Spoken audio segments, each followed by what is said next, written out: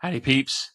Today we're going to discuss the only fair comparison that LDS singles can really make. Join the Journey Radio starts right now. Maverick to range control. Entering Point Alpha. Confirm green range. Maverick, range control. Green range is confirmed. I don't see an event scheduled for you, sir. Well, I'm going anyway. Nice. I get all excited. I'm like JoJo, the idiot circus boy with a pretty new pet. Excellent! No different. Only different in your mind. You must unlearn what you have learned. Are you mocking me? We don't want you to get ruffled. Let's just say I was agreeing with you in a totally unusual way. Remember, all I'm offering is the truth. You can't handle the truth! Now, do you need me to elaborate? Or can we just crack on? And here we go. Hit it!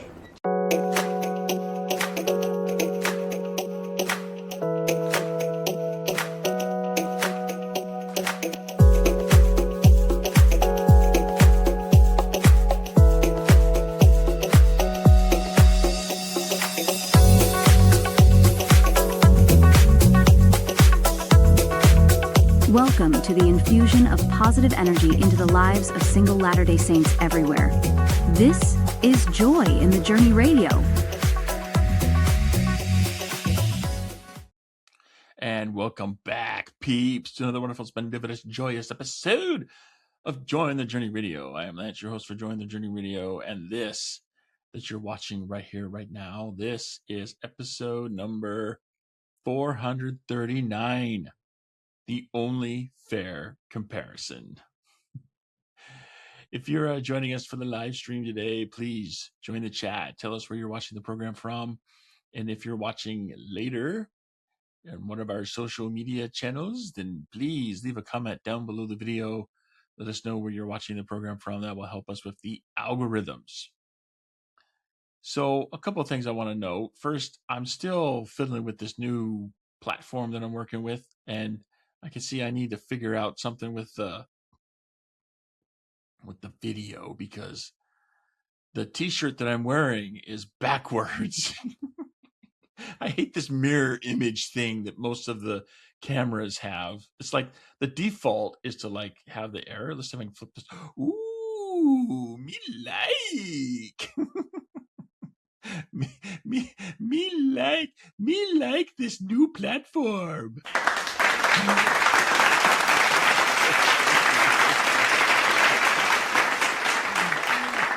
It's just so wonderful. So it is Memorial Day weekend, but I don't feel like it's a holiday for me. You know, I'm dealing with a lot in my world right now, but rest assured, I'm working on providing valuable content for LDS singles everywhere here on Join the Journey Radio. There's plans in the works for me to be offering new content in a new format. Yes, I know it's exciting. It's exciting. So we want to be next step.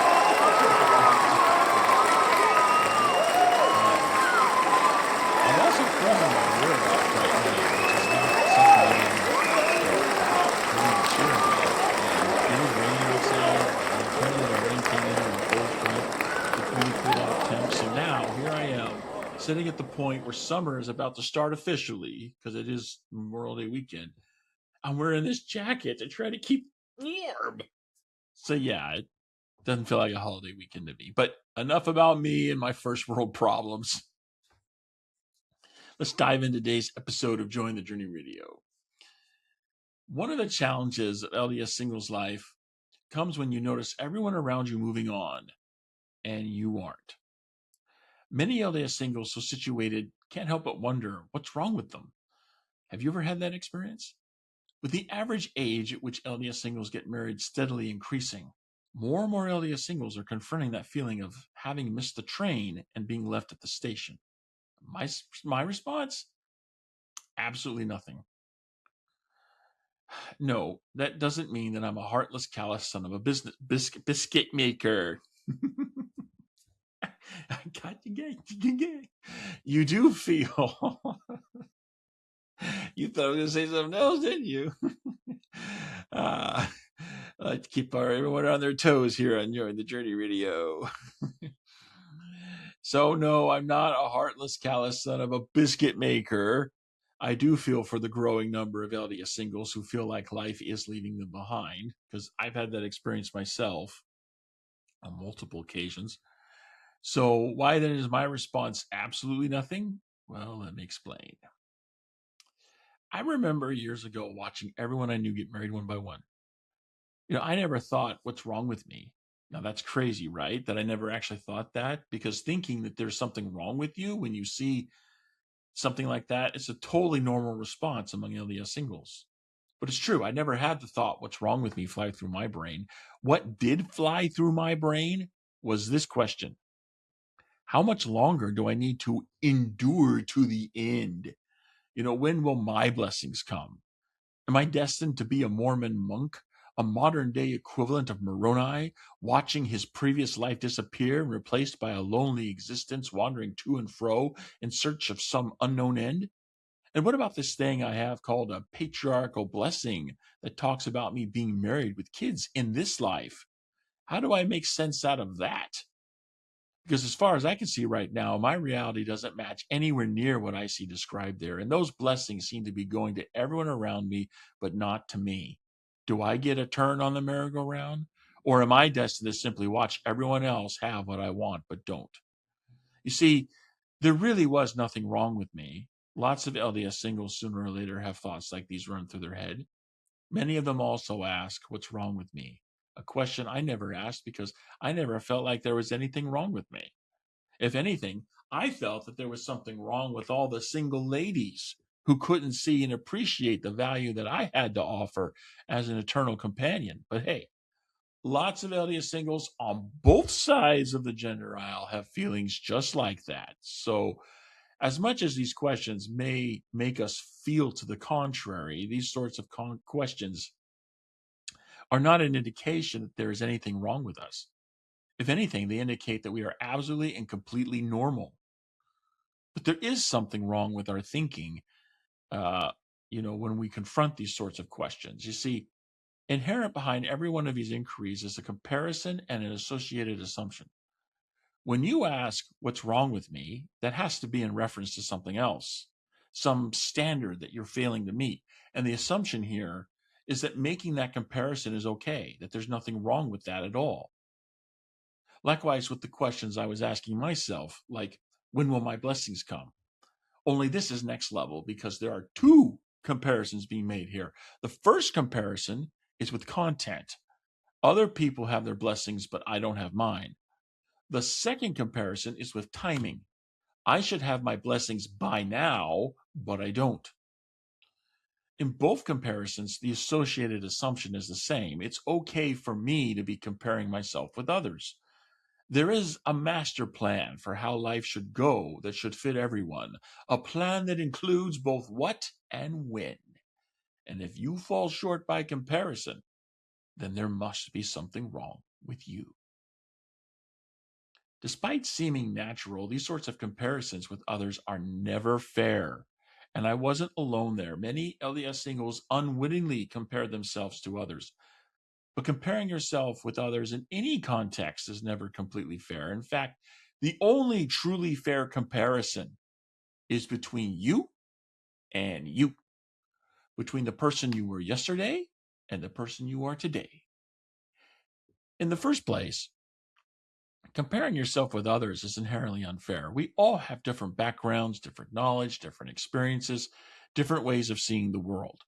Comparing yourselves with others is like comparing apples and oranges. They're both fruits, but beyond that, they have few similarities.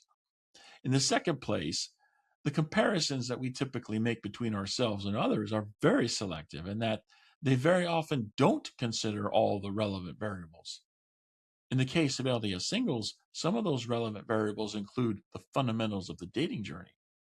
We've discussed these fundamentals before here on Join the Journey Radio, but let's apply some of them here to our discussion of comparisons to explain why the ones we LDS singles typically make are unfair. The fundamentals of the dating journey tell us that the dating journey has stages, and in order to progress to any stage of the dating journey, you need to secure the agreement that belongs to that stage. An agreement means you need to be agreeable enough to someone who is agreeable enough to you. If either of you is not agreeable enough to the other, then there is no agreement. And if there is no agreement, you don't progress to that stage of the dating journey. It doesn't matter how much you may want it, nor does it matter how righteous you are. The only thing you need to progress to a stage in the dating journey is the agreement connected to that stage. And that is because securing the agreement is the only thing that will get you there. Securing an agreement also means that you and this other person need to cross paths. I truly believe that for every single one of us LDS singles, and yes, that pun was intended, there is someone agreeable enough to us who finds us agreeable enough as well. That person exists for every one of us. But just because this other person exists doesn't mean that said person lives where you do. And how do you make an agreement with someone who isn't physically in your world? Or if you don't even know that other one exists? That brings us back to our discussion on comparisons, because so often when we LDS singles compare ourselves to other LDS singles who are receiving the blessings that we want in our lives but don't have right now, we aren't considering the fundamentals. Everyone has a different standard of what constitutes acceptable or good enough. So just because others found someone who thinks they are good enough doesn't mean anything with respect to whether or not you are good enough. Everyone sets their bar differently. So any comparisons that involve whether people set their bar, it's going to be unfair and productive. What would make a more fair and productive comparison is comparing you with you. If you are a better person today than you were yesterday, then you're making progress, even if you feel like you aren't. Being a better person means you are more agreeable to more people, and that means your probability of success, which is tied to the probability of making that agreement you need to progress to the next stage in your dating journey, has increased. Even if you aren't yet good enough for the folks who you think are good enough for you, right? Being a better person means you're closer to clearing that bar of acceptability that you need to clear in order to make progress in your dating journey. But most of us aren't thinking this way when we compare ourselves to others. That's because comparisons with others tend to turn negative. They tend to support the story that we aren't good enough, that we're defective or broken, that we always will be. On the other hand, comparing you with you tends to turn positive, because if you're making the effort to live the restored gospel of Jesus Christ, you're going to be better year over year, if only by a little bit. Constant improvement, even if only in little bits, tends to support the story that direction is more important than position. And because our direction is positive, our position will only get better with time. So if we aren't good enough now, one day we will be, if we keep on keeping on with our positive direction. There is always hope, because there is always Christ. Still, recognizing that no good comes from comparing ourselves with others doesn't stop any of us from doing it. Why does it seem so natural to compare ourselves with others? Why are we so prone to make these comparisons despite their inherent unfairness and narrow perspective? The answer is biology. We're all biologically hardwired with a basic desire to be loved and accepted.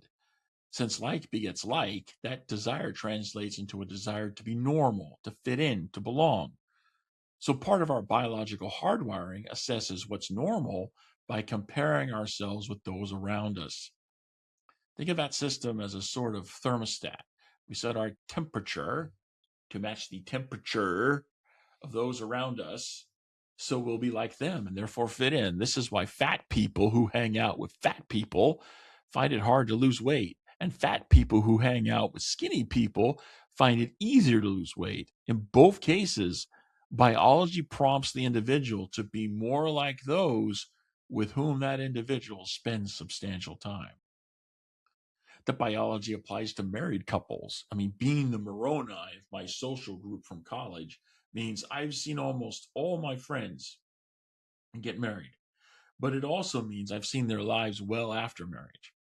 inevitably I have observed the same phenomenon over and over and over. None of my friends who married were ever the same in anything. I mean, they weren't the same in anything at the point where they got married, right? So for anything you might consider, be it talents or dispositions or perspectives or whatever, each partner was positioned in a different place along a spectrum. And the longer the two partners remained committed to their marriage, the closer they came to each other on that spectrum. So in essence, everyone you could be paired with is at a different place in the spectrum than you are. And the longer you and whoever with whom you get paired demonstrate commitment to your marriage relationship, the two of you will meet somewhere in the middle. You're both looking at who is in your world, which, if you're married, is each other, in order to set your thermostat of what is normal. And then you unconsciously move towards that in order to fit in and belong and be normal. That's just biology. That same biological hardwiring works in any situation, including the ones in which LDS singles feel like Moroni as they watch their friends leave singles life one by one. They feel out of place because they're not like those around them. Time's progressing, but they don't seem to be. How do you deal with such situations? If your biological hardwiring has you wanting to be like those around you, and you find yourself stuck and unable to be like those around you, are you doomed to a miserable existence? My response to that? Only if you want to be. You can't change your biological hardwiring, but you can redirect its influence. After all, you decide where your focus goes. That is a choice that you can make consciously because you have agency. So choose wisely.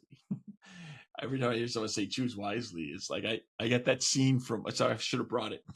I should have brought it for the show. Throw up that video from the third Indiana Jones movie. What was it called? Indiana Jones and oh gosh, I can't remember the name of the movie. It's The Search for the Holy Grail or something like that. He's looking for the Grail, right? He's got that knight who's like hundreds of years old. He's like, but choose wisely. But as the real Grail will give you life, the false Grail will take it from you. Well, it's something like that here right now, right? We're talking about focus, and you have agency. So choose wisely because your focus determines your reality. I mean, wherever your focus goes, your energy flows. And that choice is best made consciously and with intention. So how do we make those best choices? Well, first, recognize both your propensity to compare and the inherent unfairness in comparing yourself with others. Then accept comparisons only between you and you. Every time you find yourself comparing you with anyone else, stop. Remind yourself how unfair that comparison is, and then compare you with you. Essentially, you'll be building a new habit to replace the old, disconnecting the trigger from your less effective habit and reconnecting it to a more effective one. And when I say you should compare you with you, what I mean is that you compare the person you are today with the person you were previously. It may be the person you were last year, last month, last week, yesterday, or even earlier today. But if you can see a reasonable improvement between the previous you and the present you, you're making progress. And that's what really matters. Because as my fellow Idahoan Jim Rohn once said, all that life asks of us is to make measurable progress in reasonable time. Of course, simply making progress doesn't necessarily satisfy the basic need to belong, especially if everyone around you isn't comparing themselves with themselves. But that just highlights the need for you to choose with caution those with whom you choose to spend your time.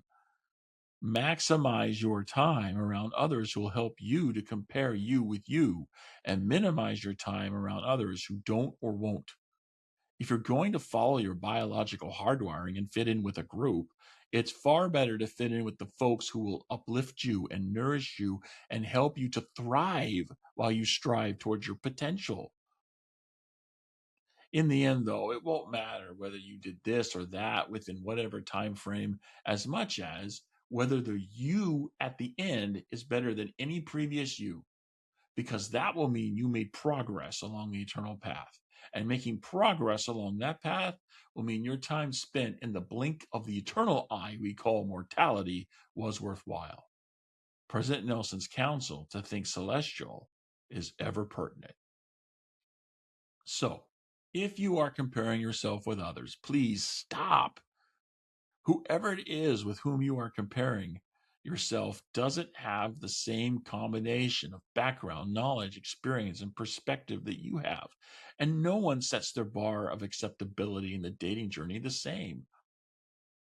For all we share in common, our individual experience and mortality really is individual. So compare you with you and no one else. You'll turn your focus more on making the progress you need to make, and that progress will then determine a reality of progress, and that will bring you more joy in your journey. Well, peeps, that's all we have for this episode of Join the Journey Radio today. As I said, I'm dealing with a lot in my world, but thank you all for joining in today. If you have something you'd like to share about what we've discussed today in this episode of Join the Journey Radio, please leave a comment down below, unless there's somebody in the chat. Let's check the chat. We'll check the chat. Oh, nothing in the chat. All right, peeps. We got to get you talking. Got to get you talking so you can light up the chat. Light it up. Light it up. I want to see that thing from space. Light it up. All right. Yes. Well, if you have a topic or a question or a comment or anything you'd like to share about our program today, then please leave in a comment down below. If you have something you would like us to focus in on for a future episode of Join the Journey Radio, we're happy to help. Please leave your comment on what we should be talking about down below. If there's something that we can do to help you overcome the challenges of LDS singles life, then yep, you got it. Leave a comment down below. You can also go to the contact page on our website, jointhejourneyradio.com. Send us a message with the form that you find there. And as always, don't forget to like, share, subscribe, all that good stuff. That helps the algorithms push our content out to more and more Latter-day Saint singles everywhere. Because that's why we're here. We're here to help Latter-day Saint singles everywhere. So until next time, this is your host reminding you there is joy to be had all along your journey. Take that joy. Journey on.